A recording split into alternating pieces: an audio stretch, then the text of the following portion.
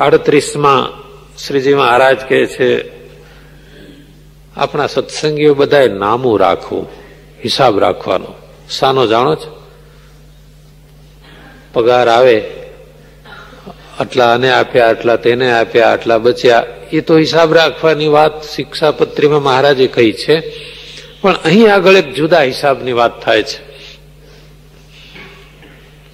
જ્યારથી પોતાને સત્સંગ થયો હોય, જ્યારથી, આમાં કેટલાક વાક્યો બહુ વિચાર માગી લે. ભગવાનના ભક્તો હોય, માતા પિતા, એમને ઘેર જન્મ થયો તો એ સત્સંગ ક્યારથી થયો? જન્મ્યા ત્યારથી.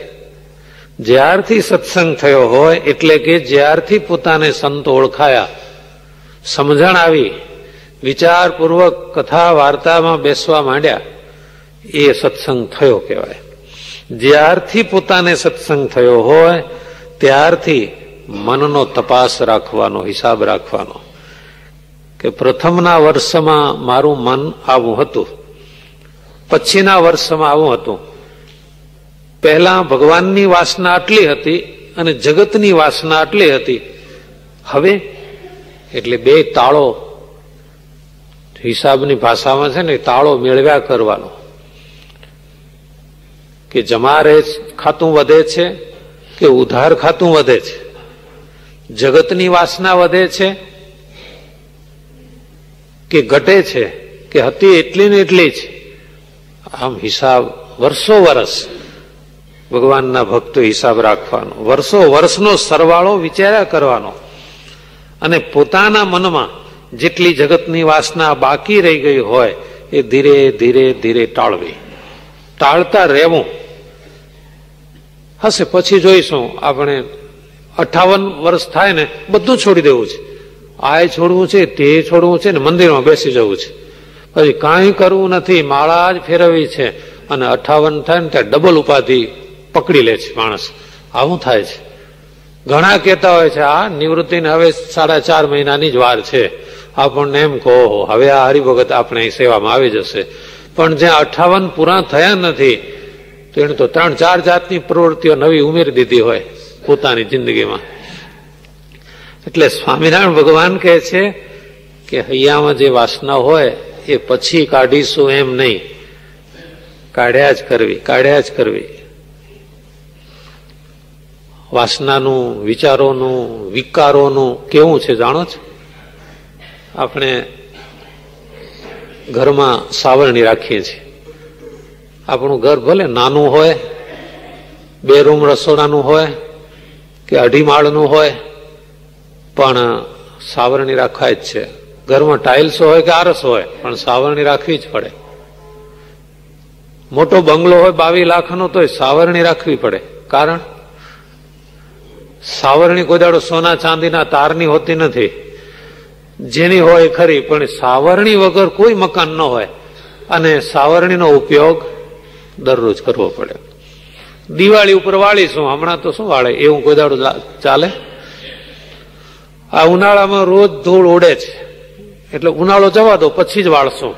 ના, એ તો દરરોજ વાળવું પડે, નહીં તો ઘર ઉકરડો થઈ જાય જો ના વાળીએ તો. એવું જ છે આપણા અહીંયાનું. રોજે રોજ એ સાફ કરવું જ પડે, ને તો ક્યાંથી ને ક્યાંથી કચરો આવીને અંદર ભરાય. કચરો ઉડ્યા જ કરવાનો અને હૈયામાં ભરાયા કરવાનો. અને ભગવાનના ભક્તોએ સાવધાન થઈને દરરોજ વાળ્યા કરવાનો, ઘર સાફ રાખવાનું, પોતાનું હૈયું સાફ રાખવાનું. મહારાજ એક દ્રષ્ટાંત આપે છે, જે ભક્ત આવી રીતે વાસનાને સાફ કરતો ન રહે, પછી કરશું, વૃદ્ધ થઈશું ત્યારે જોઈશું, તો એ શક્ય નથી. ઉદાહરણ, જેમ વણિકને ઘેર નામું કર્યું હોય તે જો મહિનાનું નિરંતર ચૂકવી દઈએ તો દેતા કઠણ ન પડે, ને વર્ષ દાડાનું ભેગું કરીએ તો આપવું કઠણ પડે. શ્રીજી મહારાજને એ ખ્યાલ આવી ગયો હશે 200 વર્ષ પહેલા કે મહિને પગાર થાય ને ચૂકવી દેવાનું. કોઈને ત્યાંથી ઉધાર લાવ્યો હોય દુકાને, વણિક એટલે વેપારી, અહીં વણિક એટલે જાતિવાચી શબ્દ નથી. જે વેપાર કરતો હોય એને વણિક કહેવાય. તો એને ત્યાંથી ઉધાર લાવતા હોઈએ. ઘણાની ટેવ હોય છે,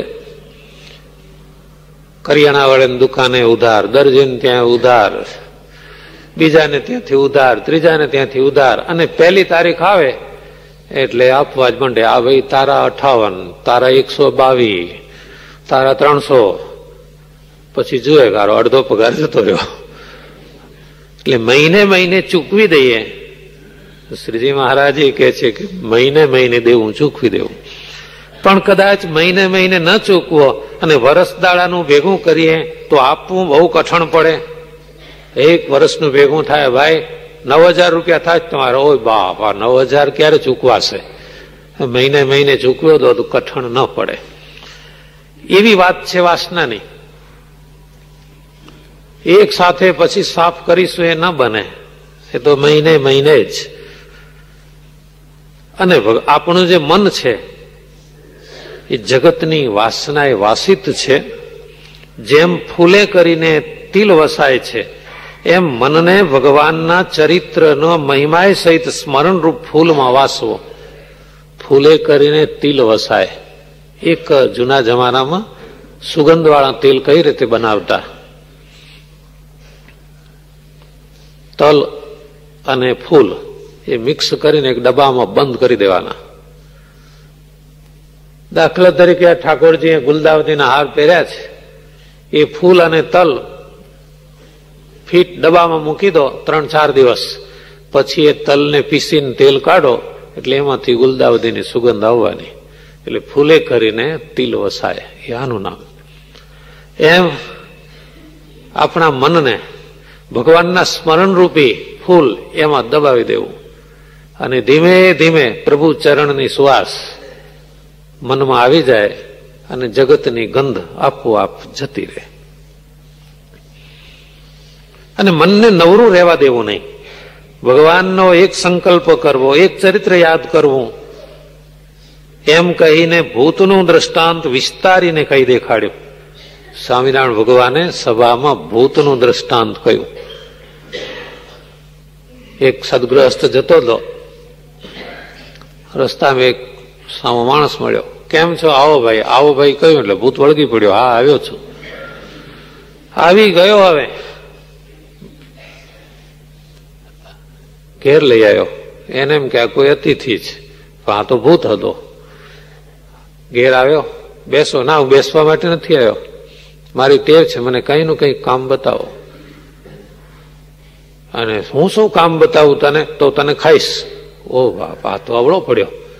મારી ટેવ છે, મને જે કામ બતાવે એનું કામ કરું અને કામ ન બતાવે એને ખાઉં.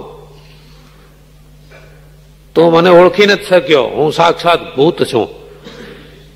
અને આ ગભરાયો, કામ બતાવવા માંડ્યો. સારું, ત્યારે મારે તો કઈ વાંધો નહીં, ચોક વાળી નાખ.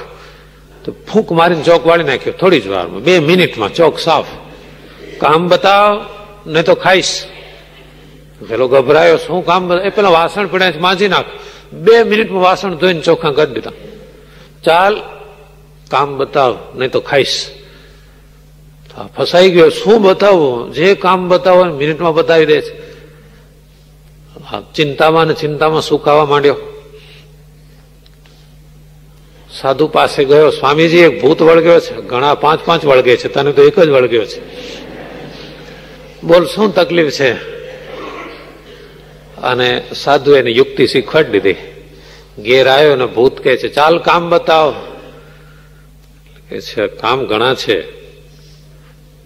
હા તો બતાવ. જા ગિરનાર ઉપર, મોટા મોટા વાંસ થયા છે, મજબૂત વાહડો લઈ આવ. અને ભૂત અદ્રશ્ય થઈ ગયો. 5 મિનિટમાં મોટો વાહડો લઈ આવ્યો ગિરનારમાંથી. બોલ, કામ બતાવ. ચોકમાં ઉભો કર, ખાડો ખોદીને મજબૂત ઉભો કર. વાહડો ઉભો કરી દીધો. કામ બતાવ. હવે વાહડા ઉપર જા, નીચો આવ, ઉપર જા, નીચો આવ, ચાલુ રાખ. અને ભૂત ઉપર જાય નીચે આવે, ઉપર જાય નીચે આવે. હા, આ કામ કોઈ દાડો ખૂટે? આપણા મનને એવું છે, ભાઈ માળા ફેરવો છો? ફેરવી લીધી સ્વામી. ચાતુર્માસના નિયમની કેટલી માળા? તો કે 51. પતી ગઈ, હવારે જ પતાવી દઉં છું. પછી મન ખાવા તૈયાર થાય. વચનામૃત વાંચી લીધું, ઓહો એ તો ક્યારનું પતી ગયું પૂજા કરીને, પછી મન ખાવા તૈયાર થાય. મનને નવરું રહેવા દો, તે મન છે ને એ મોટું ભૂત છે, એ ખાવા જ તૈયાર થાય છે. એટલે તો આપણી ગુજરાતીમાં કહેવત છે કે નખોદ કોણ વાળે છે? નવરું મન નખોદ વાળે છે. નવરો માણસ તો બહુ નખોદ નહીં વાળે, બહુ મસાલા ખાતો થઈ જાય મારો, પણ મન જો નવરું પડે તો એ માણસનું બહુ બગાડે છે. નવરું મન એ જગત